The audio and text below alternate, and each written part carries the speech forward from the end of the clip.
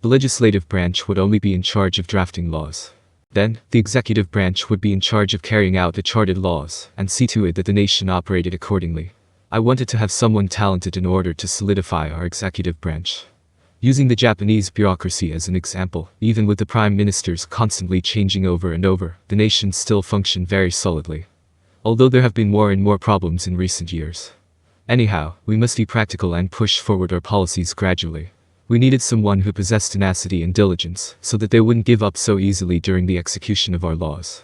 However, long-term plans tended to waste unnecessary resources, and perhaps officials might be bribed to do bad things, so I wanted to prevent this kind of thing from happening by closely monitoring them. Leaving that aside, there was a problem here.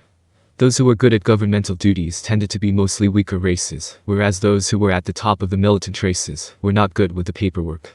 This was a troubling issue.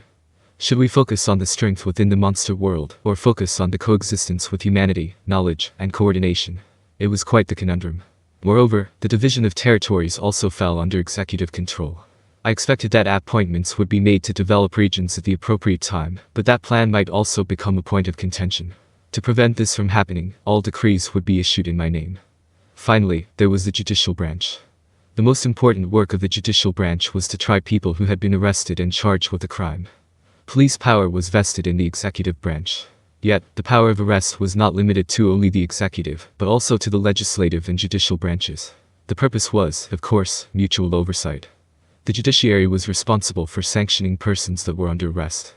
It was the judicial branch that required the highest regard for impartiality, and to protect the order of law without being swayed by the opinions of the people.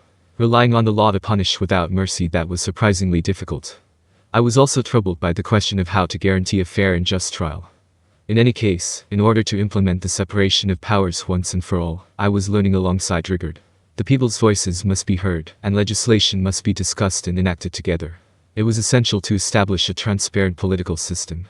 In terms of administration, Rigard and other talented people were currently being selected as officials, and were training to become bureaucrats. In order to strengthen the authority of the central government, it was necessary to create a law enforcement agency as soon as possible. The military, under Benimaru's direct control, and the intelligence agency Dark Shadow, led by Sally, would answer only to my commands. In order to prevent chaos in the chain of command, it was decided that they would not listen to any orders from the executive branch. Therefore, I was planning to appoint someone quite powerful as the head of the public prosecutor's office.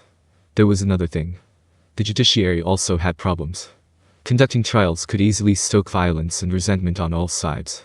This demanded not only smarts, but a certain amount of adroitness to get the job done. Of course, judges needed protection, but that thought alone was disturbing. Purposely attacking a judge for the sake of revenge was absolutely intolerable, and was grounds for an immediate death sentence. However, we couldn't rule out the possibility of someone being aware of the consequences, and still committing a crime like that. Unlike humans, monsters were tough. No matter how discreet the security was, officials were susceptible to ambushes. That was why we wanted our judge to have some personal physical strength. In that case, relying on Rigard alone is rather concerning, I admitted. Rigard agreed with my view. Right. Even though he is my close lieutenant, he's not as strong as a centurion. If we switch to Rigard, however, he wouldn't lose to any average youngsters. Rigard had a deep and ruthless side, but could deliver an honest verdict. Good for a judge, but not powerful enough to protect himself when things went wrong. Rigard was a strong man, and can take on 1,000 captains one-on-one. However, he was spearheading all the ministries and departments in the executive branch in place of Rigard, and therefore it would be difficult for him to transfer over to the judicial branch. I pondered for a bit. I would like to set up a prosecutor's office within the executive branch. If it's a domestic crime, Gupta and the security force will be able to stop it, but when it comes to cracking down on executives and lawmakers, it's too much of a burden for those guys, isn't it? Indeed, you're right. All sorts of monsters, even named Magians, may come to our nation. In addition, people confident of their own strength from various countries will also gather here, due to the influence of the opening ceremony. It's not surprising that there's going to be a lot of commotion.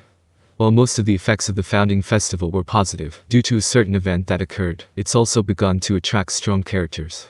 In a way, it was what we wanted, but some fools simply couldn't be satisfied by the Labyrinth. They had to go to town and make a mess. With Gupta's return, the security force had been strengthened significantly. But Rigard didn't think that was enough. There are still A-rank Magians, aren't there? I asked. Yes, although the numbers are small. They haven't shown any outward signs for wanting to rampage, but I thought it would be prudent to stay vigilant. Just like Rigard said, preparedness was very important. There was a huge difference in the fighting abilities between each individual, so it was smarter to be proactive rather than reactive when dealing with magians. The public prosecutor's office and the judicial branch. There's also the matter of sending someone to be our diplomat in the Western Council. At the moment, we all have our own jobs to do, so it doesn't seem like a good idea to make any personnel changes. It would be more confusing. That was going to be a headache.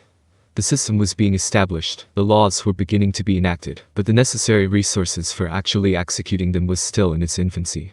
There were many vacant positions that needed to be filled. That was the downside of rapid growth, and it was something we could not avoid. I could only sigh at our lack of manpower. It was no use ruminating over not having enough personnel. I decided to lighten my mood by inspecting the construction sites. Geld was building a new capital on the ruins of Beast Kingdom Urzania. The construction was going smoothly, and the foundation work had been laid out. We laid the foundation all the way down to bedrock, and magical high-strength concrete foundations connected by steel and rebar proved to be an excellent base. By using stones with mana as the building material, not only were they sturdy, they would give off an unique magic wavelength that repelled low-level spells. The downside was that we could not use magic to reduce its weight during transportation, but the positives outshined that, so I suppose it was good enough. By the time this giant castle was completed, not only would it be capable of defending against an outside attack, it would also block magic being used inside as well.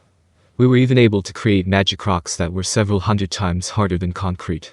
After polishing it, a towering pillar rose from the center, supported by the foundation, and seemed to almost reach the sky. Using the pillar as support, the outer walls were being erected next.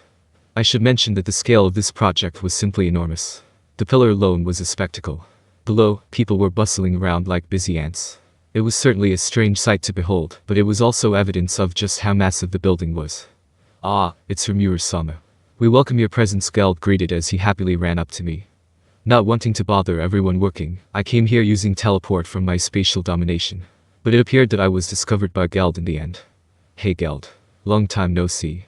It's great seeing you guys progressing so smoothly." "Hahaha, thanks a lot. Surely everyone will be delighted to hear Rimuru-sama's praise." Geld gave off a bright laughter, which brightened me up as well.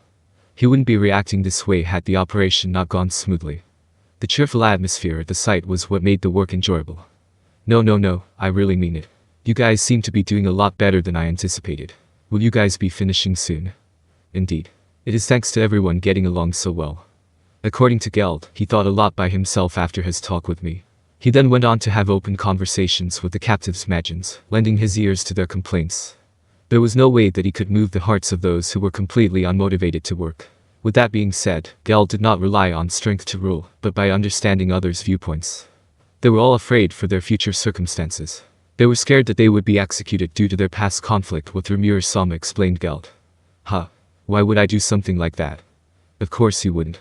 We all know that Rimuru-sama is not a ruthless demon lord. But these people are new around here. They do not know Rimuru-sama's character, and consequently, they couldn't completely shake off the feeling of fear. That's why I decided to share my own experience with them. Geld retold the story of the duel between the Orc Lord and me, the outcome, and the fate of the orcs. The magians were only half convinced, despite the large group of high orcs right in front of them. Those that were involved backed up Geld's testimony, and as a result, few people doubted his story. Some of them were calling Rimuru-sama naive, but I replied with "so what?" I asked them, "Are you really going to try and rebel when even I can't win against him?" That shut everyone up, Geld recalled, chuckling. If it was Sean or Diablo, they probably would have lost their nerve and killed the misspoken Magin. Once again, I was reminded of how kind-hearted Geld truly was. And just like that, Geld managed to unravel the minds of the captives. He would also invite them out for drinks every week, and treat them to delicious meals. Nowadays, they had been completely won over by Geld's masculinity, and were willingly assisting us. More importantly, they felt that they could be of help to other people. Having their efforts recognized must have filled them with pride. Not only were they laboring hard to be freed of their captive status, they were also experiencing the fun of working. This was far more efficient than forcing them to work. In some sense, our effective approach was to be expected. And so, these higher Magin support became a great help to us. We resolved the lack of manpower issue while at the same time, work became more efficient. Naturally, with this improved efficiency, construction was progressing far better than I hoped. In fact, in contrast to the progress of construction sites in my previous world, it was quite shockingly fast. Honestly, the two could not even be compared in the first place. And keep in mind that construction was proceeding entirely by hand, since heavy machinery didn't exist. People might be dubious at this comparison, but when they see the construction in person, surely these doubts would be blown away. After all, these magians could not be seen as natural or human. Some were able to lift up several tons worth of material by themselves. Some could obliterate junk and rocks in the way with their bare hands. Of course, some of them could fly, so their safety standard for working several stories in the air was different than humans. No wonder they're so fast, I nodded with a serious look on my face.